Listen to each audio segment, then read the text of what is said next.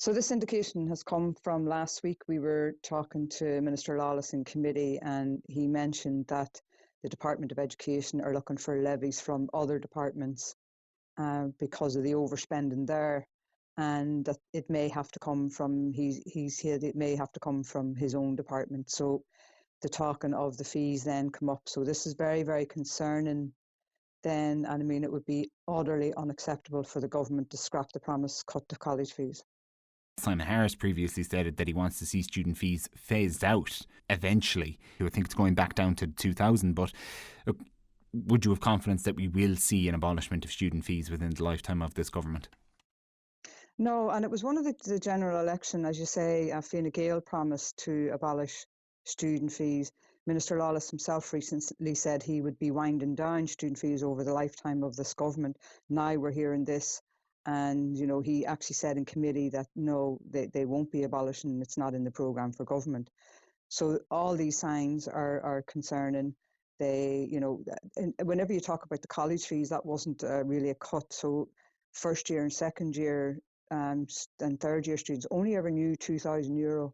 So it actually went up to 2,500. So even then, that was a slap in the face to And students. to be fair, it had been €3,000 before that. So look, while that may be, as you've described, why that may be seen by some as a slap in the face, there was years of a payment of €3,000 and an expectancy of €3,000. Yeah, and I mean, it's just showing how out of touch they are, that they're going to go near and even not even go with the cuts for the students' fees. I mean, families are already struggling to get by. We heard from students last week in the Housing Committee that talked about some of them having to buy packets of biscuits the last days or very, very cheap noodles the last days. So not only is these student fees and uncertainty around them, they're affecting students' mental health as well as their health, and it would be outrageous for them for the government to abandon them at a time like this, especially in the time of cost of living crisis.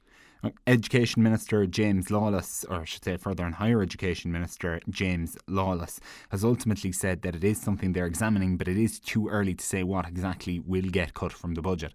So look, we do have that asterisk there that they're considering cutting the student contribution reductions from budget 2027, but we don't have clarification or certainty on that. What do you think would Sinn Féin do if they were presented with the same situation? I don't think cuts are the way to go. We have a massive surplus. We've seen that, and we should be cutting into that surplus. Why should one department or other departments suffer because of the incompetence and overrunning of spending of another department? Otherwise, all departments could start overrunning, and where do we stand then? So it can't be.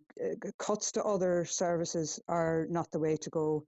We're quite willing to give the likes of McDonald's VAT reductions and big corporate landlords VAT reductions. Surely the ones that are suffering the most are those on the ground, like students, like vulnerable and elderly, that they should be looked at first before anything else.